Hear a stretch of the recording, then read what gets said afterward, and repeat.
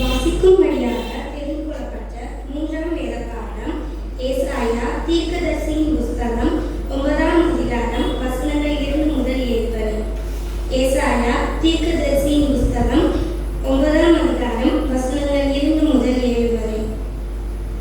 இருளில் நடக்கிற ஜனங்கள் பெரிய வெளிச்சத்தை கண்டார்கள்.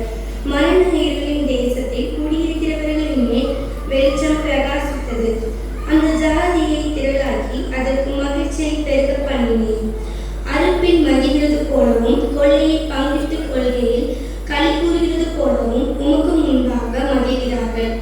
மீதியானதின் நாளில் நடந்தது போல அவர்கள் சுமந்த நுகத்தடியையும் அவர்கள் தோளின் மேலிருந்த எல்லாவற்றையும் அவர்கள் ஆளோட்டியின் கோலையும் முறித்து போட்டீர். அம்பளையால் யுத்தம் பண்ணுகிற வீரர்களுடைய ஆயுத வர்க்கங்களும் ரத்தத்தில் புரட்ட உடுக்கும் அக்கினிக்கு இரையாக சுட்டெரிக்கப்படும். நமக்கு ஒரு பாலகன் பிறந்தார், நமக்கு ஒரு குமாரன் கொடுக்கப்பட்டார். கர்த்தத்துவம் தோளின் மேல் இருக்கும்.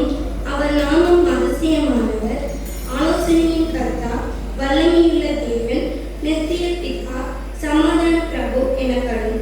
தாவீதின் சிங்காசனத்தையும் அவருடைய ராஜ்யத்தையும் அவர் திடப்படுத்தி அதை இது முதல் கொண்டு என்றென்றைக்கும் நியாயத்தினாலும் நீதியினாலும் நிலைப்படுத்தும்படி அவருடைய கர்த்தத்துவத்தின் பெருக்கத்துக்கும் அதன் சமாதானத்துக்கும் முடிவில்லை.